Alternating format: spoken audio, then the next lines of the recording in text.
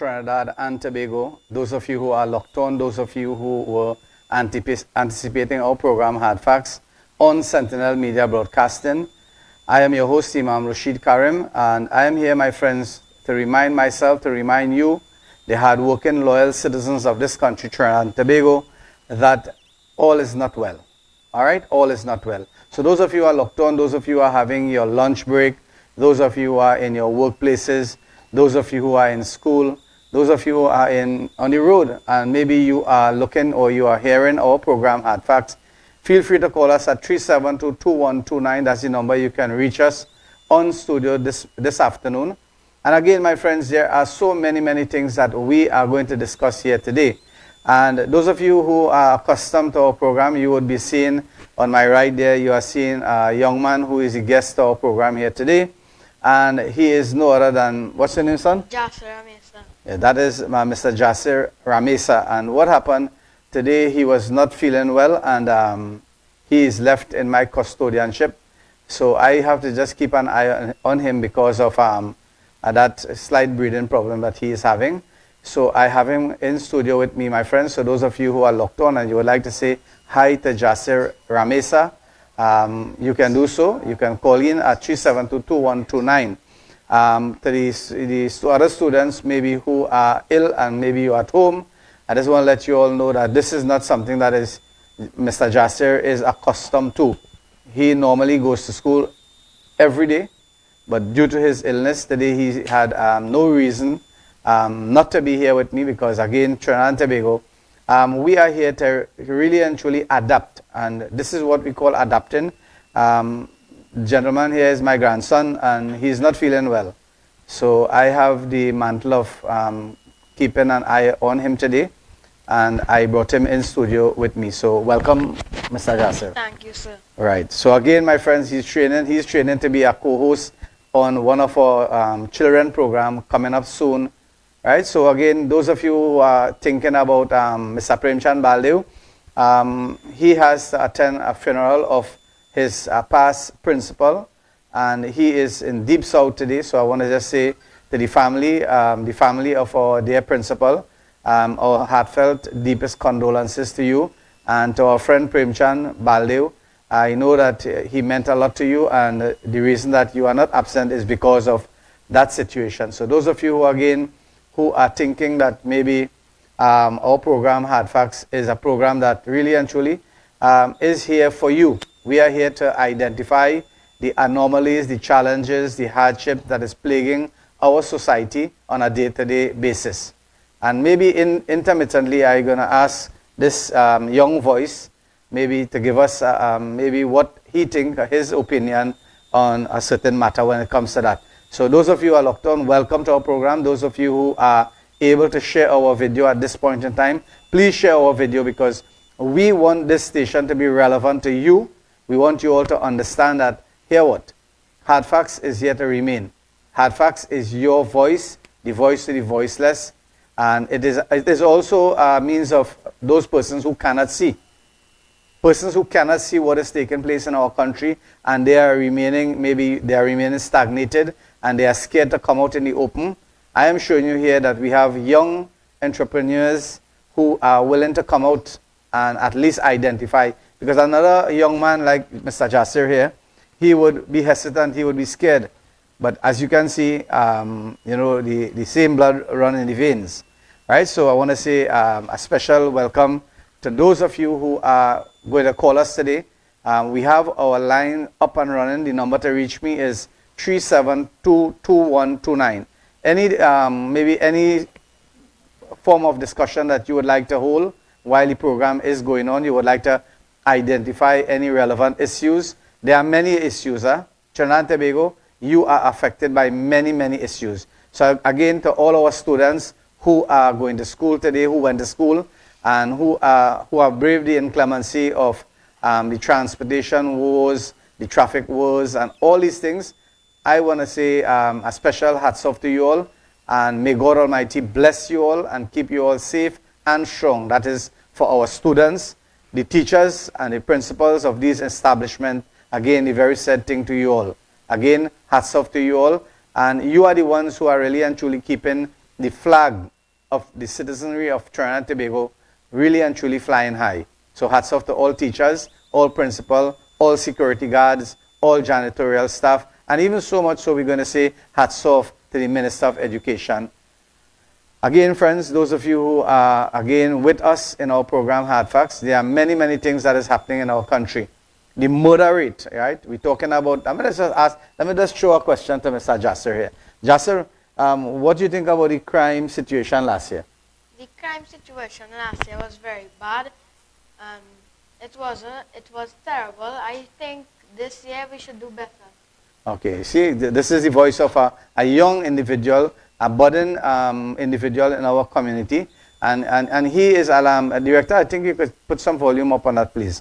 What is happening there, and what about the murder rate thus far? Like now, what is happening now? The murder rate is still terrible because only 5 days for the year and already 4 murders. So each day is a murder. All right. So exactly what he is saying. So what is happening, my friends, in our country?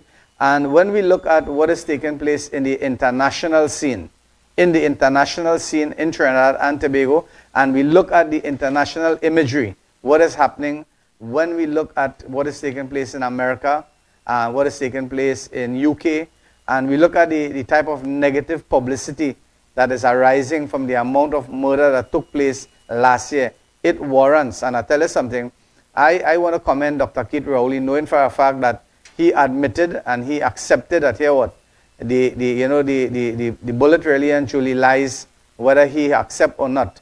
Right? He understood that clearly I have not performed in my tenure. I have not performed, and people are really and truly lamenting when it comes to crime. Because I tell you something, there are other people, there are other individuals who have said that in his tenure he performed well. But that is left to be seen, right? That is left to be seen. Because when we look at the infrastructure of our country, when we look at the health facility, when we look at the economy of our country, and when we look at what really and truly transpired in the last 9 going in 10 years, you're going to realize that it warrants resignation. And not only from him, not only from the Prime Minister of the country, I think that a lot of people should follow suit, whether it comes from the opposition bench, whether it comes from the government bench.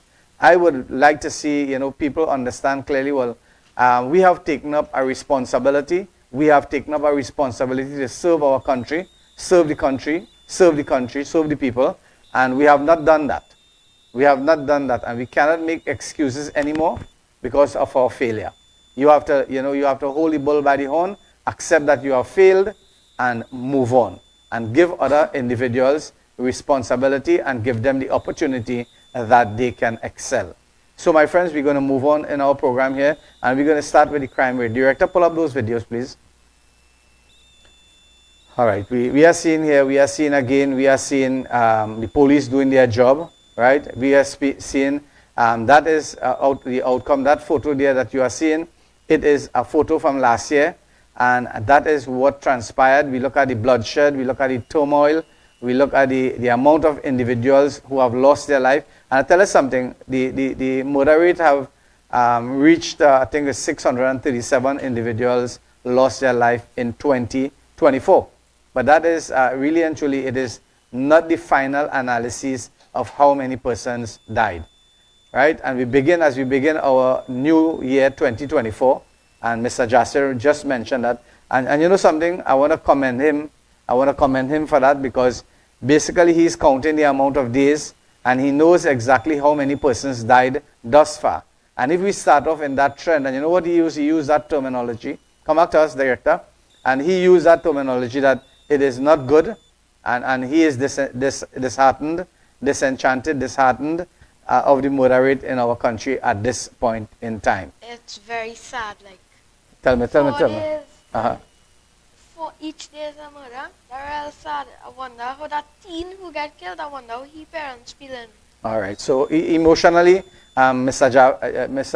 Ramesa, I want to call him Mr. Ramesa, and you know what he's thinking about? He is going beyond the realm and the thinking of a normal 10-year-old. And I just want to say happy birthday to him, because on Friday was your birthday.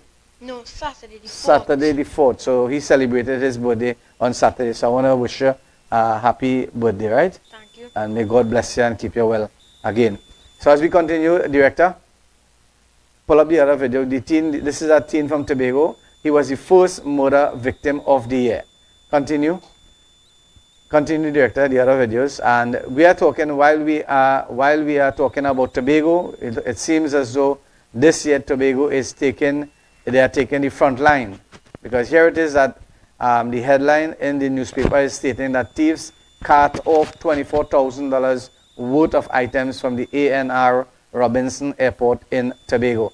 So again, my friends, those are things that is really and truly affecting us in our country. And we have to come out and talk about it. We have to understand clearly that if we don't speak and we remain silent, because I tell you something, from last week to this week, the amount of politicians came to me and were giving me their in-depth thoughts and what they think should happen. A lot of people saying, you know, Kamla Prasad Bisesa should follow suit. Kamla Prasad Bisesa should follow suit and resign. That is not my thinking or even my thought. Because I tell you something, at this point in time, the country is crying out. The country is crying out for leadership, right? And if individuals are saying these things, I believe people are supposed to come out in their large numbers. And if you all are saying that the Honorable Dr. Kid Rowley, he did what is best for the country, and he resigned from his political endeavors, and you all are saying that Kamla Prasad Bisesa should also follow suit. Now, I tell you something, when we look at the statistics of it, you are going to realize that here what? The statistic is proven that there is some worth or some merits in what they are saying. But if we examine carefully, right, if the Honorable Kamla Prasad Bisesa would demit office, who is next in line? And the quandary again is, if the Prime Minister, Dr. Keith Rowley, he resigns before the term of government finishes, completed the 5-year term, then somebody has to be the new Prime Minister of the country. And a lot of name is being bandied about. When it comes to the Prime Minister material. People are saying names like Foster Cummins. People are saying Penelope Beckles. Some are saying Emery Brown. And so many other names, Faris Alwari. Even so much so, Stuart Young. All these names are in the forefront and it is in the horizon. We don't know. We don't know because I tell you something, PNM makes their decision. Sometimes they do it secretly and then they They really and truly contain their in-house fighting, as the Prime Minister has said. He spoke about Cosa Nostra, and that is, a kind of secretive. They are doing good. They are doing a lot of work, because when you look at the track records of the Hunter Search and Rescue Team, right, Team 1, Team 2, Team A, Team B, whatever you want to call it, right, and know for a fact that Commander Shamsuddin said that his organization is the bona fide, and his organization is registered, carrying that name. Now, I want to find out something today, and those of you maybe who are working in the Registrar General Office, you can maybe identify with us. Is there the possibility that two organizations can carry the same name, or something is not adding up there? So that is an issue that I would like to see ironed out, because both teams, they are working tirelessly in assisting families whose members of the families gone missing, and so many things that they are doing that really and truly warrants their support. And we, as the corporate citizen, the private sector, we supposed to be rendering assistance to them. Now, Trinidad and Tobago, let us go into the real depth of the story, and that is basically the political scenario in our country. A lot of people are saying this, and I just given you a little bit, and maybe you can call me at 372-2129. It will be on the screen. Yes, so it will be on the screen, as my co-host is saying. Right? Again, my friends, the point that I want to raise for discussion here today is the United National Congress, right? The United National Congress, they have 19 seats at this point in time, right? And we look at the People's National Movement.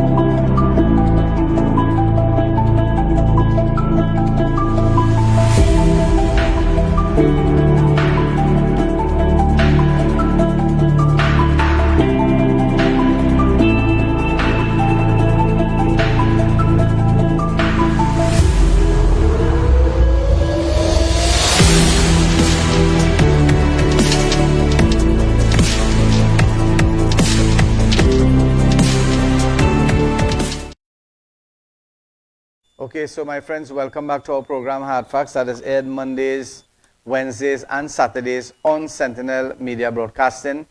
This is your program Hard Facts, where we deal with issues that is affecting you, the normal hard-working citizens of our country. And again, my friends, what is happening in our country, what is happening in regional areas, what is happening internationally. We try to see how best, we can really and truly identify the things that is affecting us and how we can resolve those problems. So, Mr. Jasser, I know you're eager to say something to the public outside here, right? Today is Monday. Are you sad that you didn't go to school today? Yeah, I'm sad because I missed on my first day and it had a lot we was going to cover. So all right. So I want the principal of the Charlieville Asha Primary School to know that Jasser Ramesa, he is absent not because he want to, but he is absent because, my friends, he is not feeling well and he is in studio with his grandfather.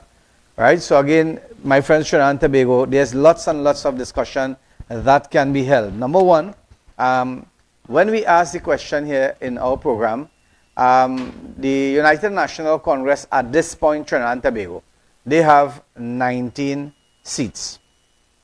And you look at the People's National Movement, they have 22 seats. And what we always identify on our program, Hard Facts, is this, that they, in the beginning, initially, they already have 2 seats. They already have 2 seats in Tobago. Because when you look and see how much times those seats really and truly change hands, it would have been only once in the span of Tobago being Tobago. Right? That's number one. And that would have been under the People's Partnership. And we look at Trinidad and Tobago, you look at the 18 or 19 seats, that is the traditional seats that is always there. Whether you campaign or whether you don't campaign. Right? And this is one of the things that I want to recommend this time around to the United National Congress. That all those monies that is being spent for campaigning in the 18 seats, utilize those very said monies from now, start from now, and start campaigning in the marginal seats that you believe or you could identify via the different polling stations and all those relevant information that was shared in the last election and the results of the last election, and try to work with that. Because I tell you something, if you are, and I'm saying this, and this is not only what I am saying, this is the voice of the people of Trinidad and Tobago, right? If you feel that the negative performance that was given out by the PNM under the leadership of the Honorable Dr. Keith Rowley is sufficient for you to really and truly win the election, I expect that you should think twice. Simply because this is a master stroke. You know what a master stroke, Jasser? A master stroke, if you're playing cricket, right? Yeah. A master stroke is when, the batsman go forward and hit a nice, they call it a nice stride. Now this is a master stroke that the PNM thinkers, they have thought that here what? Maybe the relevancy and the popularity and whatever goes in winning an election is not really and truly hovering over Dr. Keith Rowley's head. So what was decided? Because I tell you something, nobody is going to give up positions like that because they feel that my tenure is up. No, something is awkward in the sense that he's given up position, he's resigning all of a sudden.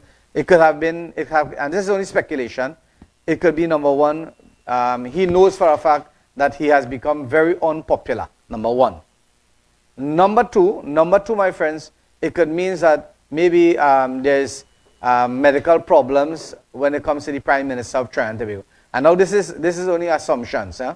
We are not saying that he's sick, or we're not saying that he's unpopular. We're just dissecting in this program here, trying to identify, what is taking place. And as I have alluded here, and I said this, and my co-host mentioned this here, is a master stroke that Dr. Keith Rowley, he has made by making himself look irrelevant in the political sphere in Trinidad and Tobago by resigning from all the party's business in the sense of the words. Right? That's number one.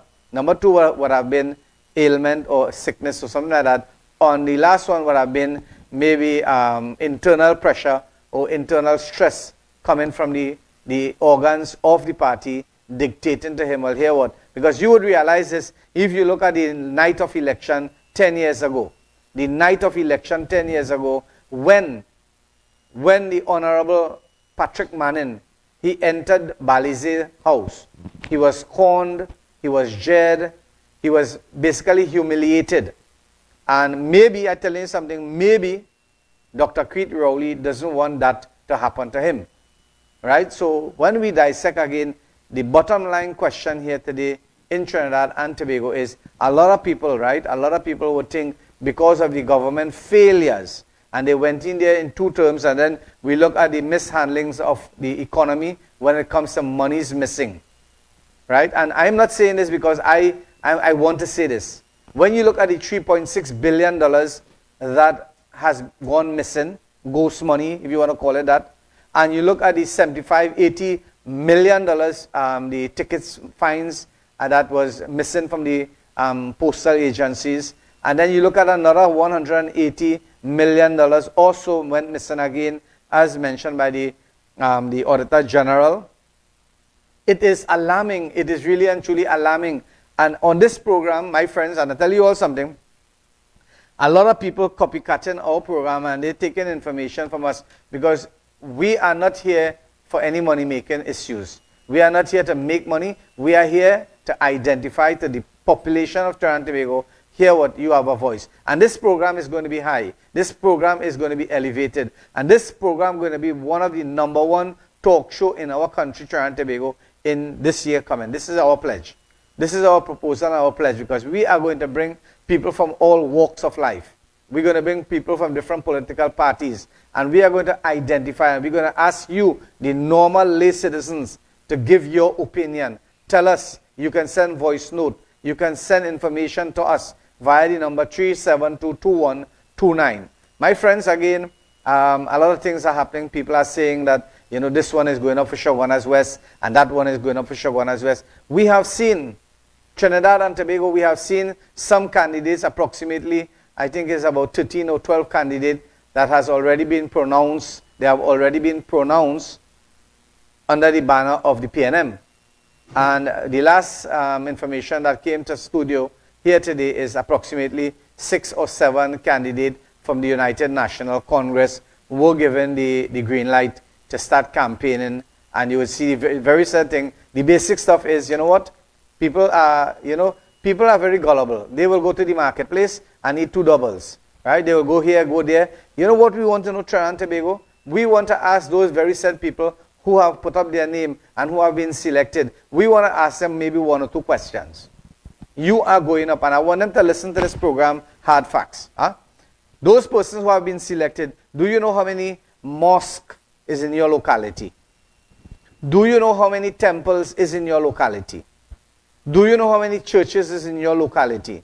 Do you know how many cemeteries is in your locality? Do you know how many playgrounds is in your locality? Do you know if there's any health facilities in your locality? Do you know anybody in your locality? I tell you something, majority of the time these people are fresh on the line, because I have seen 2 out of those candidates that is selected by the People's National Movement, and I've seen basically 2 or 3 from the United National Congress that is selected to campaign for the different constituencies, and I have never seen them on the streets. I've never seen them in any platform. I've not seen them vocal. I've not seen them as any activists, but yet still they have been given the nod to go for these seats. And that is something that you all, Trinidad and Tobago, you cannot year in, year out take what people are giving you and putting it down your throat, shoving it down your throat, and you always accept that. No, it's about time, Trinidad and Tobago, we start doing our own thinking. We have a SOE, a state of emergency. Director, you got a video there? All right, pull that video for me. I don't want Trinidad and Tobago to understand what is going on. What is going on? All right, this is a video here, 2 a.m. in the morning, right? 2 a.m. in the morning, people are walking. People are walking in the streets. People are pelting bottles. And people are doing all sorts of things. Because you know what? They are scared out of their wits. Right? They are scared out of their wits. And people are doing what they want, when they want, how they want. And the law-abiding, the normal law-abiding citizens of our country, right? We have to really and truly live as though we are in a kennel. Like we are in a pen. right? Another video I sent to you, Director. Another video I sent, and that video is depicting, this is a SOE, right? And I want to find out something. I am not fully acquainted with it. Trinidad and Tobago, maybe you would have some more information. Anybody have more information, let me know. 372-2129. Call that number. Call that number. I think the line is working. You can call us and you can tell us, you know, what do you think, you know, this SOE will bring about when it comes to a positive impact in the country, Trinidad and Tobago, with the exception of maybe, as was mentioned, Director, I saw the Commissioner of Police, there's a video there for him where he stated that there were approximately 126 arrested since the start of the SOE. Now, 126 arrested could be people for ticket. People got arrested because they were driving under the influence. They were doing this, they were doing that. And those are the things. But we want to know, because I mean the gravity and the negative publicity that Trinidad and Tobago has gotten via having this state of emergency, because a state of emergency like what is taking place right now in China, right? There's a state of emergency in China when it comes to the disaster of health, right? Now, the disaster that took place in Trinidad and Tobago is what? Is it warranting that heinous amount of time that people are going to take, maybe 2 weeks, 3 weeks? Nobody's really and truly questioning when, because you know why? Because the persons who are supposed to be doing that, because I remember the Honorable Kamala Prasad Bissessa, you know what? She was calling for a state of emergency. But it seems as though that when the United National Congress or the opposition call for something, it goes in deaf ear. But when certain members of the community, other than the opposition, make a sort of call, and their calls are heard. And this is something that it warrants discussion. I would desire, right? I would desire that at least, you know, Commissioner of Police, Minister of National Security, whoever is the Prime Minister of the country at this point in time, holding the office, and maybe they can do some press release or some sort of communique whereby they would tell Trinidad and Tobago, here what, it was warranted because of such and such. Because these 126 arrests that took place during that period of time, that is a normal thing. That is a normal thing. That is not something that, you know, that is extraordinary. That is a normal thing. 100 people in a week, 2 weeks time, that is normal. Does it warrant that? Does it warrant a state of emergency? But the big question I want to ask here today, right? I am seeing that security companies, they are stopping citizens and they are doing search. You got a video there, Director? Just pull up that there. Sir, you cannot park here. The emblem on the vehicle. Watch the emblem on the vehicle. And you tell me, come back again, Director. Run back that video. It's a short video. But I want you all to watch the emblem on the vehicle there and identify, continue.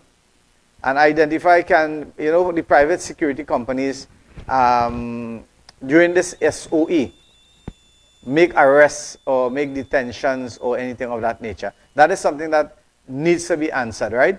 So again, Trinidad and Tobago, those of you who are locked on, this is your program, Hard Facts. Our co-host, Mr. Premchand Baldev, he's absent today from our program.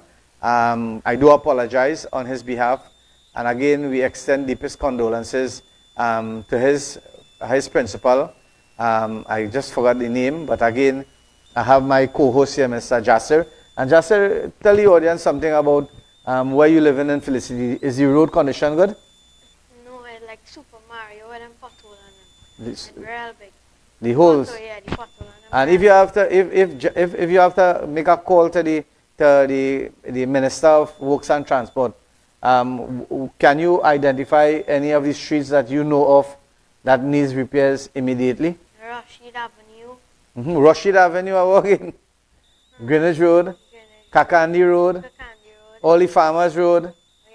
Yeah. And all kind of things. Right. Them road and them sink down deep. Because because only truck and them passengers should make road for just truck alone. Oh, good one, good one, good one. So those of you who are locked on, the gentleman here, Mr. Jasser Ramesa, is saying road should be made especially for trucks. I understand clearly what he's saying. There are certain 10-wheeler trucks, and those 10-wheeler trucks really and truly should be on separate roads. Like you would see over a bridge, vehicles over 3 ton or 7 ton or 5 ton is not permitted to cross that bridge. Now, this is what he's identifying. You know, that's a good thing he brought up there. Mr. Jasser, that's a good thing. Like for the maxis and them have them own road, them could drive on, like only maxis could pass it. They should hop on like with trucks. Like, oh, okay. No, I will tell you something. What he's talking about now, he's a big thinker. He's only 10 years old and he's a big thinker because he's talking about the bus route. The priority bus route have their own road, but that priority bus route, Jasser, a lot of vehicles could pass there. The big heavy trucks could also pass there. But the point he's making is that, and this is a relevant point that this young man is making here in our program Hard Facts here today. And you know what he's saying? That those trucks, those 10-wheeler trucks, those overweight trucks, right? Like I tell you something, the government of Trinidad and Tobago, they implemented something last year via the Ministry of, the License Office and the Ministry of Transport, Works and Transport, where, you know, certain vehicles, and you know something, they did it, yes, they did something, but they did it, and you know, 20% of the people is reeling from it, and another 80% doing what they want. Because, you know, the cement trucks, right, what normally carry 8 and 10 pallets of cement, now they can only carry 6 pallets of cement, if you all don't know. So if a hardware owner was paying maybe $800 or $700 to do a load of cement, 10 pallets of cement, now they have to pay the same money, or maybe $600 now, 100 less, to bring 6 pallets of cement. When you look at the maths, you look at the maths in it, where you would have been paying $70 to bring 1 pallet of cement, you are paying like about $100. I find that don't make no sense at all. Mm-hmm. We should just get the full thing, but them should get them on road. Because that's them road, let them pay for it, let them make them own road. Okay, so this man want to take over my show, up Trinidad and Tobago. This guy here, he wants to take over my show, right? So again, director, we have some other videos, but I want to take a short break. And when we come back, we're going to conclude our program.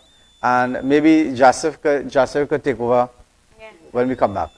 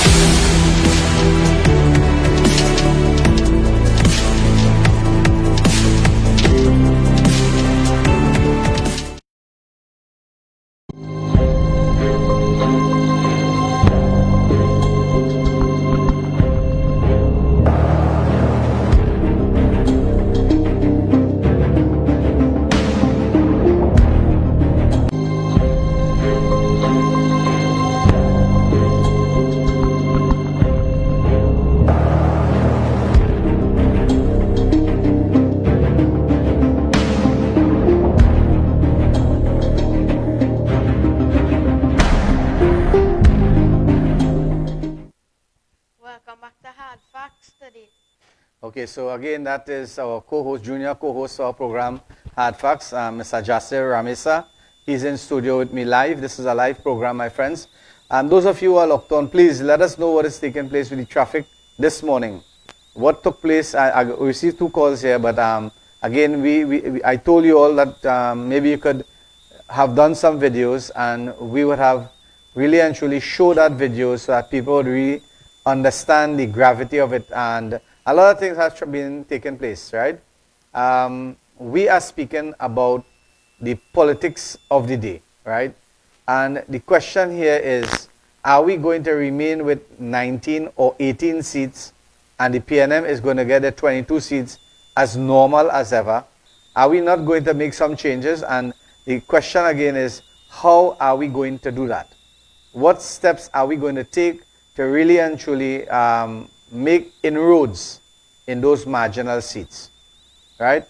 I remember this. We have the PEP, Mr. Alexander. I heard that Mr. Jack Warner wants to come in.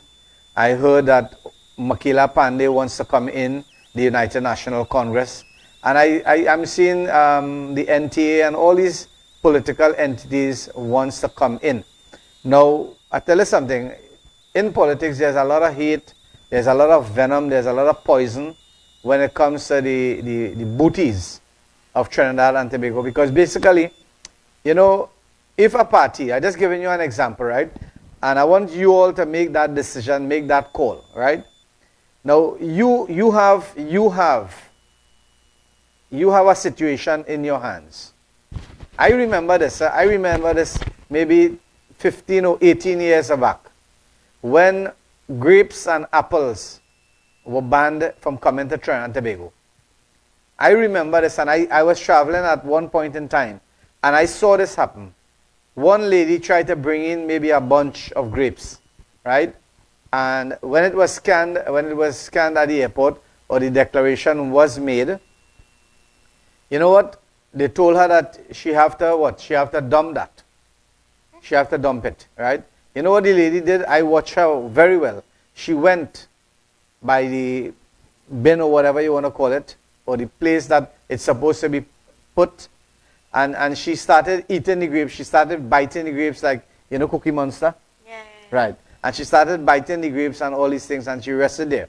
Now the point I'm making, when I saw that, and I look at the political rambling that is taking place in our country here today, I visualize that same scenario. I visualize that same scenario because imagine this. This lady had a big bag with grapes, and she, you know what, she started grabbing because she's saying, here what, if I can't have it, nobody can have it again. And that is the mentality, and that is what I'm seeing in our country, Trinidad and Tobago. Selfish. Right? I am seeing that kind of qualities in Trinidad and Tobago at this point because, you know something? They are not being patriotic. Right? They are not thinking about here what we are already suffering. Look how many monies went missing. We're talking about in the proximity of close to $4 billion. Give or take a dollar or two went missing. And you are trying to, you know, rake and scrape. You are trying to pressurize. This morning, a lot of people, right? A lot of people, I don't want to say this, but the text came into me. A lot of people this morning, they were trying to see how best they could rake and scrape passage to give their children to go to school. Imagine that. People were trying to understand how if they could make a borrow, I need to get a call came in. I don't want to make the person feel that, you know, I bringing it up in studio. Right? Because the individual might be watching and might say, well, look, I asked the imam and you know the imam going on studio and say, but I am doing this only because that is the situation that some people are in right now. They don't have monies to get their children to school.